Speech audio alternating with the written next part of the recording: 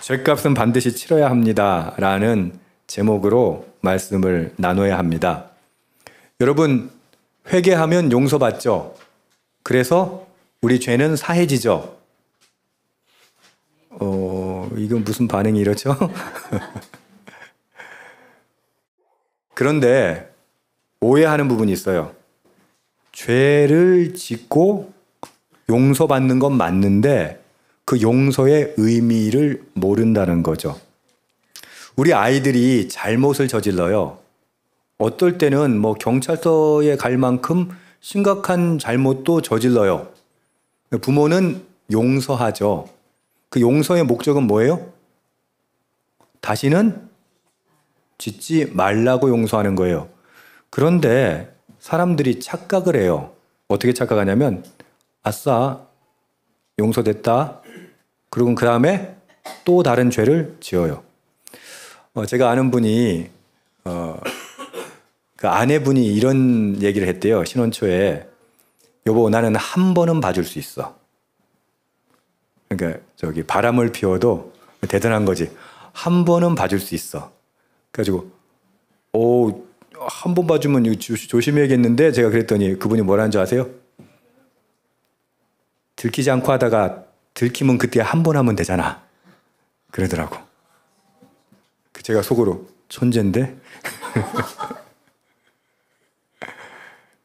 우리는 그렇게 생각해요. 들키지만 않으면 된다고.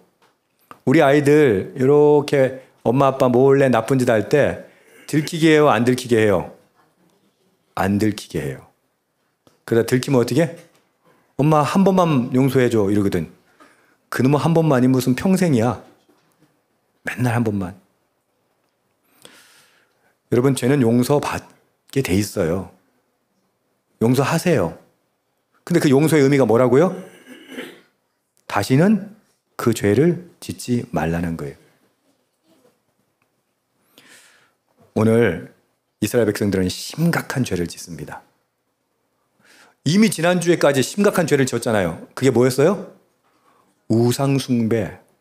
심각한 죄를 졌죠. 우상 앞에서 음란한 행위를 하고 잔치를 벌이고 먹고 마시고 뭐 난장판을 부렸죠. 그런데 여러분, 출애굽기를 이렇게 읽으면서 오늘 이 본문을요 그냥 스쳐 지나가는 경우가 너무 많아요. 근데 오늘 본문은요 매우 중요한 본문이에요. 그런데 왜 그냥 스치고 지나가게 되냐면 이게 무슨 말인지 잘 못 알아들어서 그래요. 25절 차근차근 깊이 함께 읽어봅시다. 시작. 모세가 본즉 백성이 방자하니 이는 아론이 그들을 방자하게 하여 원수에게 조롱거리가 되게 하였습니다. 이게 뭐예요? 방자하다는 게. 이게 뭐 말도 안 듣고 지멋대로 하네? 그 정도로 받아들여서 그래. 이게 번역상의 문제이기도 해요. 자, 그러면 방자하다는 말이 뭐냐? 히브리어 파라는요 통제불능을 뜻합니다. 백성들이 우상 숭배에 대한 모세의 엄격한 조치를 받았죠. 모세를 통해서. 모세가 했던 조치는 뭐예요? 우상을 완전히 불태우고 가루를 내어서 다 마시게 해버렸어요. 자, 그러면 우상을 만들었던 사람들 체면은 뭐가 됩니까? 생각해 보세요. 여러분, 이게 동화적으로 생각해서 그런 징계가 있었어. 우상 다 때려 부쉈어. 뭐 예를 들어서 우리 아이들 뭐 잘못하면 뭐 그 물건 가지고 자꾸 문제 일으키면 어떻게 해요? TV 같은 데도 보면은 게임 자꾸 하니까 아빠가 햄머 들고 와가지고 컴퓨터를 다 때려 부수더라고. 뭐 그런 것도 있더라고요. 그 완전히 다 때려 부쉈어. 그러면 아들이 어떻게 해야 돼요?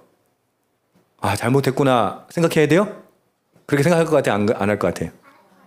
안 할 것 같아, 전부 다. 경험이 있구나, 얘들아. 어떻게 해요? 왜 이걸 때려 부수냐고. 그러는 거예요. 지금 백성이 방자하다는 뜻이 뭐라고요? 통제불능이란 뜻이에요. 다시 말해서 모세의 엄한 조치에 반발해가지고 집단적인 폭동이나 반란을 일으켰다는 뜻이에요. 우상을 모두 부셔버리니까 그 우상을 만들고 섬겼던 사람들이 어떻게 했다? 모세에게 폭동을 일으킨 거예요. 반란을 일으킨 거예요.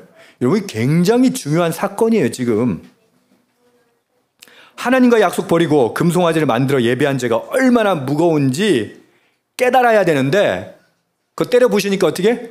반발이 일어나서 폭동이 일어난 거예요. 우리하고 똑같죠. 모세에게 반란을 일으키고. 여러분, 이게 다수가 죄를 짓는 게 이렇게 무서워요. 왠지 아세요? 혼자 하면 그래도 그냥 내가 잘못했나 보다 이러는데, 다수가 있는 데서 다수가 죄를 지으면요, 숫자가 많을수록 동조자들이 집결을 하고 폭력까지 일으킬 수 있는 상황이 되는 거예요. 요즘에 우리가 보고 있죠, 다수의 무서움을. 개인이 짓는 죄보다 공동체가 짓는 죄가 훨씬 무거운 이유가 여기 있습니다. 다수가 잘못을 저지르면요, 남들이 다 잘못을 저지르니까 내가 정상인 것처럼 보여요. 그렇게 행동하는 게 착각하기 쉬워요.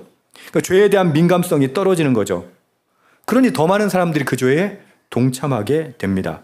집단적으로 행하는 죄는 개개인의 책임을 약화시켜요. 왜? 얘도 했는데 뭘. 그러니까 책임이 약화되는 거죠. 책임이 분산되고 책임감을 덜 느끼게 되는 거죠. 그렇게 집단적인 죄는 더 많은 사람을 끌어들이고, 처음엔 문제가 있다고 생각하다가도 다수가 하는 행위에 동조하게 되는 거죠. 어떻습니까? 우리한테도 이런 죄성이 있지 않습니까? 이건 지금 긴급한 상황이 벌어진 거예요. 자, 모세는 어떤 행동을 해야 돼요? 특단의 조치를 취해야 됩니다. 그게 이제 오늘 아까 3,000명 얘기했던 오늘 본문의 이야기입니다. 26절 함께 읽읍시다. 시작. 이에 모세가 진문에 서서 이르되 누구든지 여호와의 편에 있는 자는 내게로 나오라 하매 레위 자손이 다 모여 그에게로 가는지라. 먼저 모세는 누구든지 하나님 편에 설 사람은 나에게로 나오라 하고 외칩니다. 그러자 레위 자손들이 그에게 나왔습니다. 심각한 장면이라고 했어요. 레위 자손이 나온 것도 심각한 장면이에요. 왠지 아세요? 이걸 거꾸로 뒤집어 보면, 야, 앞으로 나와 했는데 레위 자손을 제외하고 뭐에 계속 가담하고 있다? 폭동에 가담하고 있다는 뜻이잖아요. 이게 얼마나 심각합니까? 여호와께로 돌아오라 하고 할 때 그들은 대부분이 거부했다는 얘기예요. 회개를 하지 않았다는 얘기죠.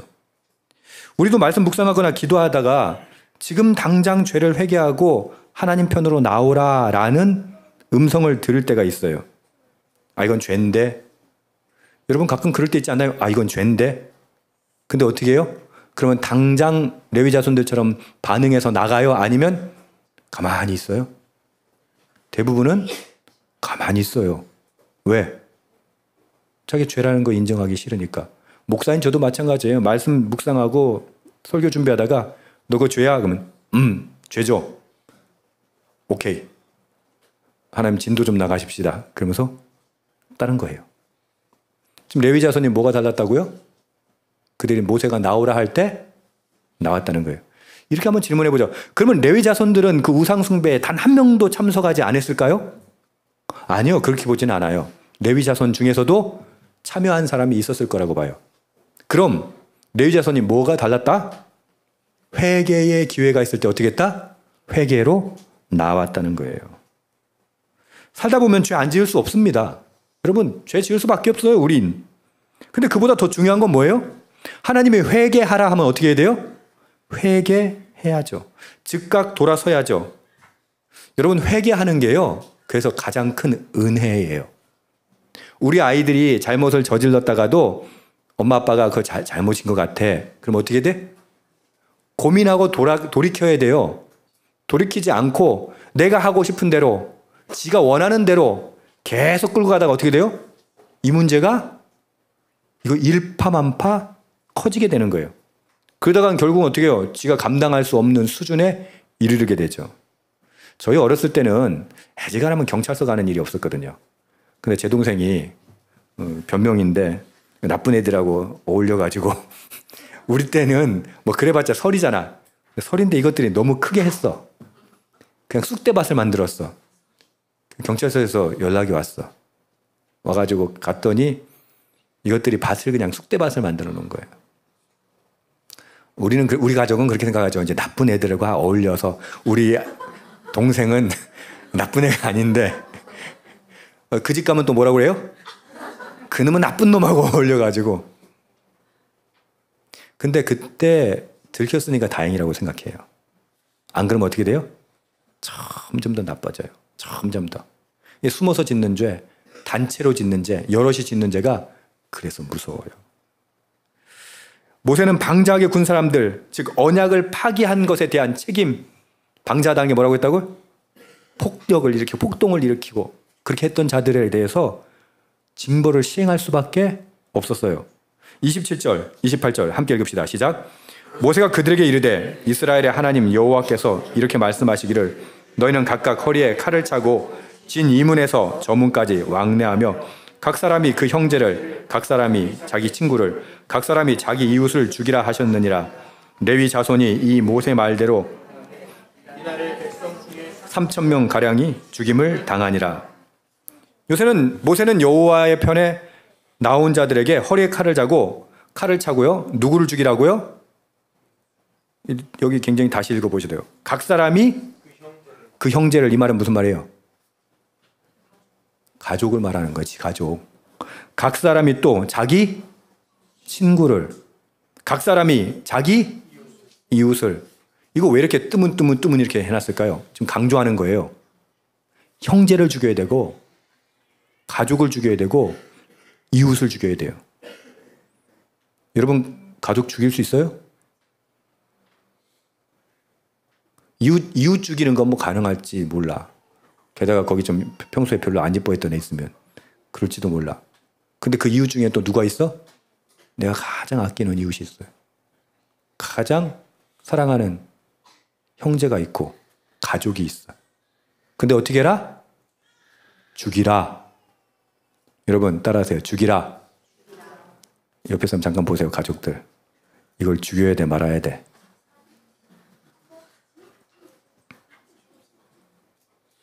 지금은 우리가 웃죠. 근데 만약에 하나님이 이거 죽여. 이 말은 무슨 말이에요? 죄는 철저하게 끊어내라는 얘기예요. 여러분, 남들한테는 그럴 수 있어요. 근데 내 자식에게, 내 가족에게, 내 형제에게 그러는 건 힘든 거예요. 여기 보면은 3,000명을 레위 자손이 죽입니다. 성경을 읽다 보면 이해 안 되는 장면들이 너무 많죠. 근데 그 중에 하나가 이 장면이에요. 네? 레위 자손에게 3,000명을 사륙하게 해요. 그 자리에서. 이거는 어마어마한 잔인한 일이에요. 그럼에도 불구하고 뭐라고 한다고요? 각 사람이 형제를, 가족을, 이웃을 어떻게 해라? 죽여라. 왜 그래요? 죄가 그렇게 무서운 것이기 때문이에요. 특별히 단체로 지은 죄, 남 따라다니면서 지은 죄, 그거요. 애들은 그렇게 핑계대죠. 쟤 때문에 그렇게 죄 지었어요. 아까 우리 동생 얘기처럼. 모든 가족이 다 그렇게 생각해. 우리 애는 착한데 쟤 때문에 그런다고. 아니에요. 다 똑같아요. 결국 뭐예요? 함께 짓는 죄가 그렇게 무섭고 위험하다는 거예요. 여러분 한번 질문해 봅시다. 모세인들, 자기가 사랑하는 백성들, 가족들 죽이고 싶었을까요? 이 문제를 그냥 너무 쉽게 생각해요. 모세인들, 목숨 걸고 기도하는 백성들인데 죽이고 싶었겠어요? 그럼 레위 자손 입장에서 한번 생각해 보세요. 다시 말하지만 가족 아닙니까? 친구 아닙니까? 이웃들이 아닙니까? 그럼 근데도 불구하고 왜 죽이라고 해요? 여러분, 죄가 진멸되지 않으면, 그들이 죽지 않으면 누가 죽어요? 이스라엘 전체가 죽어요. 그래서 성경이 뭐라고 얘기해요? 네 손이 죄를 자꾸 짓게 하면 어떻게 해라? 잘라버려라. 네 눈이 자꾸 죄 짓게 하면 어떻게 해라? 빼내, 뽑아버려. 저는 혀를 좀 잘라야 될 것 같은데. 쓸데없는 얘기를 너무 많이 해. 목사가 돼가지고. 쓸데없는 얘기를. 여러분, 만약에 그래가지고 죄를 덜 지을 수 있다면, 안 지을 수 있다면, 그게 더 현명한 거예요. 이스라엘 민족 전체가 몰살, 멸절되게 돼 있는데, 하나님 뭐라고요? 주동자들을 쳐서 죽이라. 결국, 무정해 보이고 잔인해 보여도 엄격하고 단호하게 이 일이 시행됩니다. 29절 시작. 모세가 이르되 각 사람이 자기의 아들과 자기의 형제를 쳤으니 오늘 여호와께 헌신되게 되었느니라. 그가 오늘 너희에게 복을 내리시리라. 아니, 이해가 돼요? 뭐라고 하냐면 자기 형제 죽이고 가족을 죽이고 이웃을 죽였는데 뭐라고? 너희에게 복을 내리시리라. 복이 뭡니까 도대체? 아유, 이웃까지 죽이고 가족까지 죽이고 형제까지 죽이고 받는 복이 도대체 뭐냐는 거예요. 여러분, 진짜 복은 뭔지 아세요? 이들이 이렇게 했잖아요. 이들이 그 똑같은 죄를 지을까 안 지을까? 차라리 내 가족이 죽었어 그냥, 그러면요 그 죄 다시 지을 수 있어요. 근데 그 죄를 내가 엄벌했어. 그러면 이 사람들이 죄를 짓기가 쉬워요, 어려워요? 어려워요. 결국 하나님이 이들에게 복을 내리시리라 라는 뜻은 뭔지 아세요? 레위 자손들은 나중에 어떤 역할을 하게 됩니까? 제사장, 그러니까 성전, 성막에서 드리는 제사의 모든 일을 행하는 자들이 됩니다. 왜요? 죄를 끊어냈기 때문에.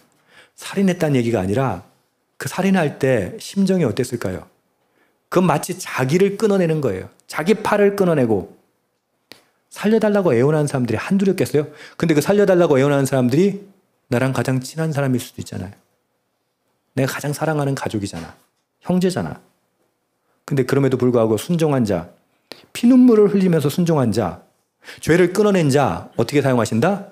하나님 가장 중요한 역할을 부여하신다는 것이에요. 30절. 이튿날 모세가 백성에게 이르되 너희가 큰 죄를 범하였도다. 내가 이제 여호와께로 올라가노니 혹 너희를 위하여 속죄가 될까 하노라.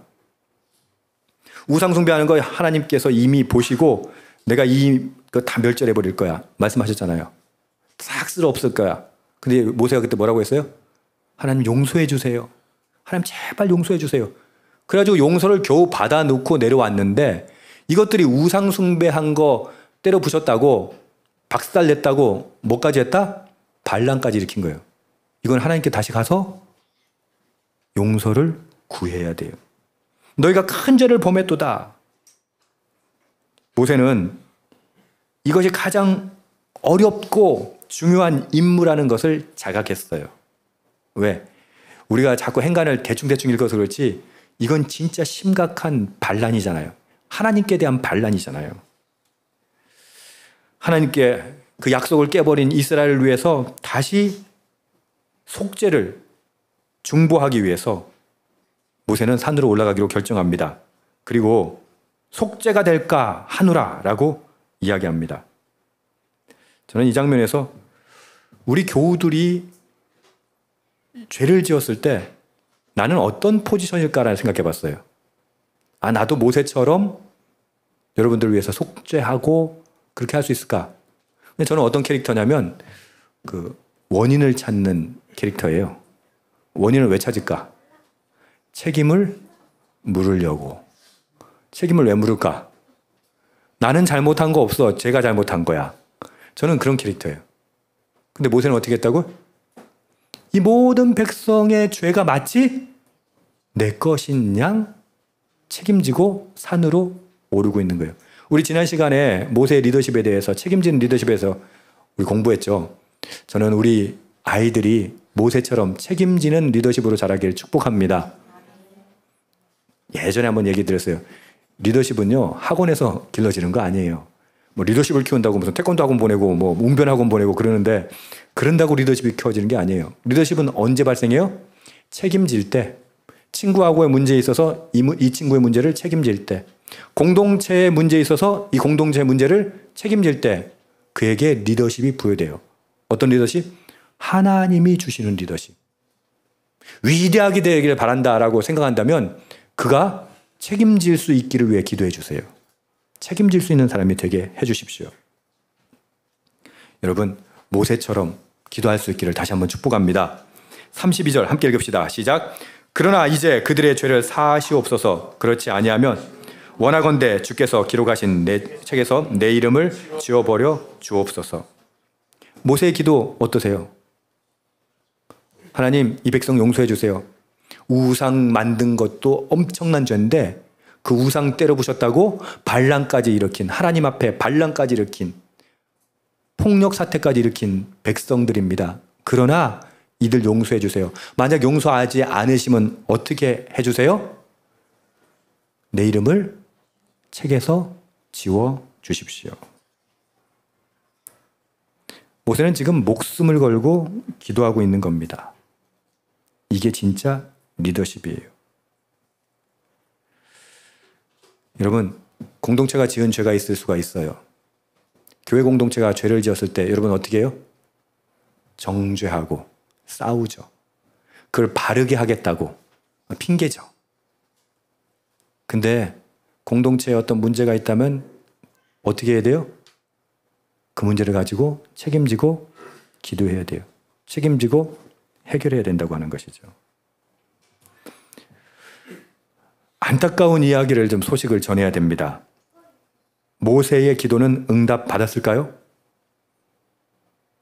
제가 안타깝다고 하니까 이미 감이 오죠. 모세가 자기 목숨을 걸고 기도했어요. 근데 그 기도의 응답은 무엇이었을까요? 33절이 답입니다. 시작.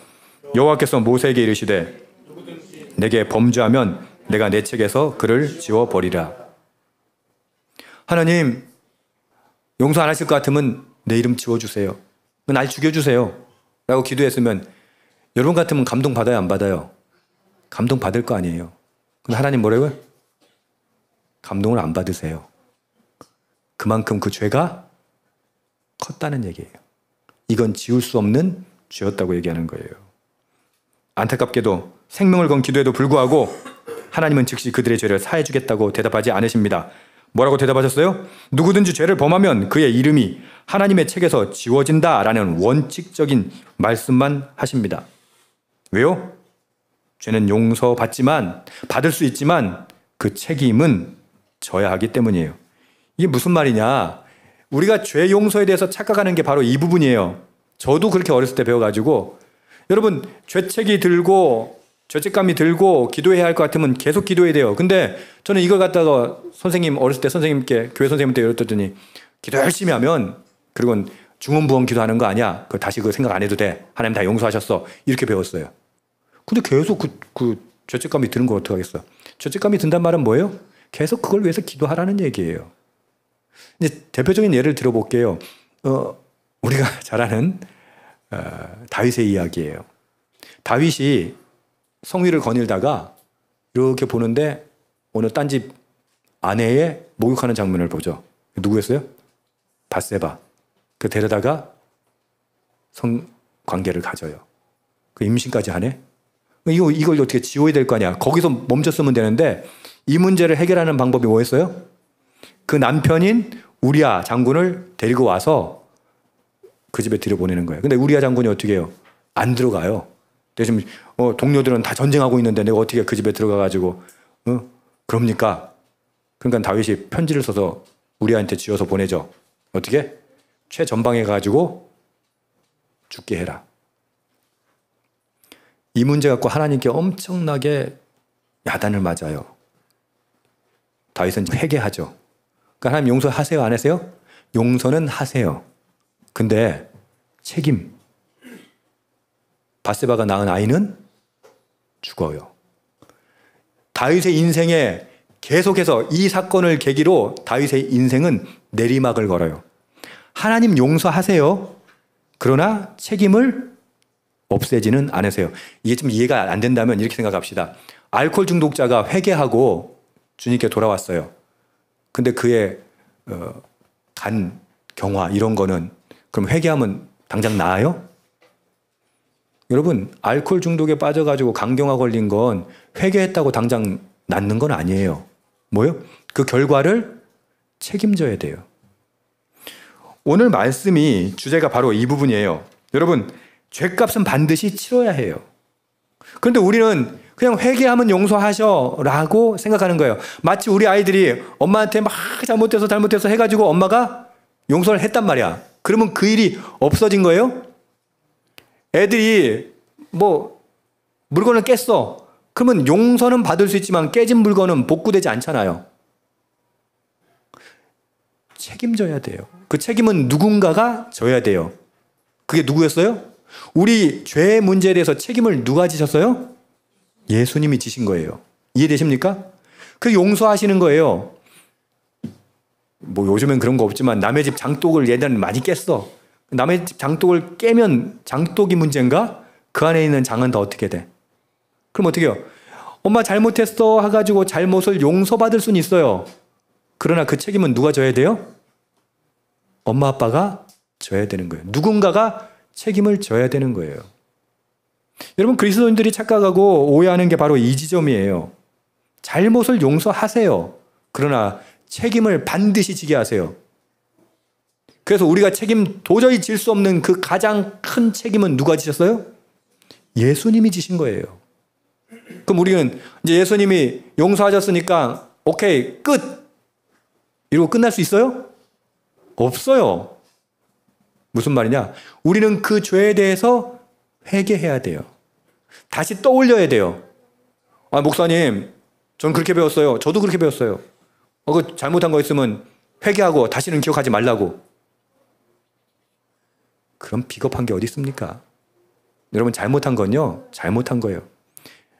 내가 과거에 저질렀던 과오는요, 평생 따라와요. 그 결과는 평생 따라와요. 그러나 우리는 죄책감에 빠지라는 얘기는 아니에요. 주님께서 십자가의 죽으심으로 용서하셨다는 것 믿죠. 그러나 그 잘못한 것에 대해선 평생 뭐하고 살아야 돼요? 책임지며 살아야 된다는 거예요. 죄값은 반드시 치러야 합니다. 이 말은 또 다시 말해서 무엇을 의미할까요? 죄값을 반드시 치러야 한다는 걸 깨달은 사람은 다시 똑같은 죄를 짓는다, 짓지 않는다? 짓지 않는다. 그럼 우리가 똑같은 죄를 계속 반복하는 이유가 뭐예요? 죄값을 치른 적이 없거든요. 용서받았다고 생각하거든요. 그 대표적인 영화가 밀양이라는 영화였죠. 어떻게 해요?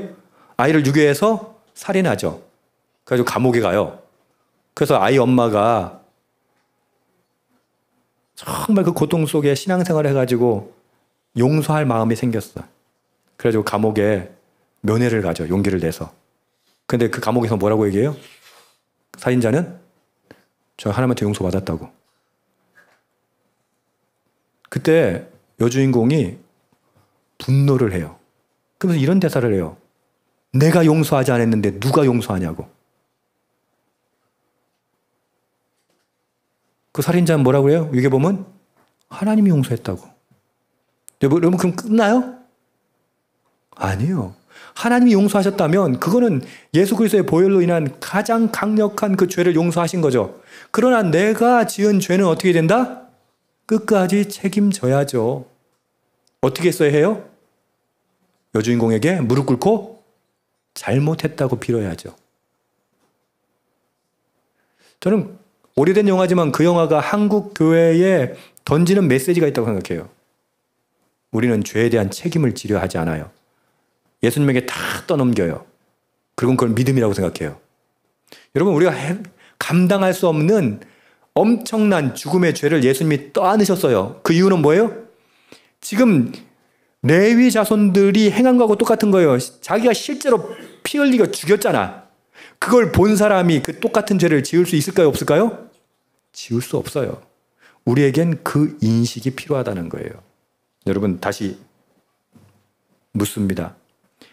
죄값을 치르지 않아도 됩니까? 아니요. 우리는 죄값을 치러야 됩니다. 우리는 회개를 너무 쉽게 생각해요. 그냥 잘못했어요. 그러면 끝나는 줄 알아요. 아니요. 잘못했다는 말로 끝나는 게 아니에요. 그걸 책임져야 돼요.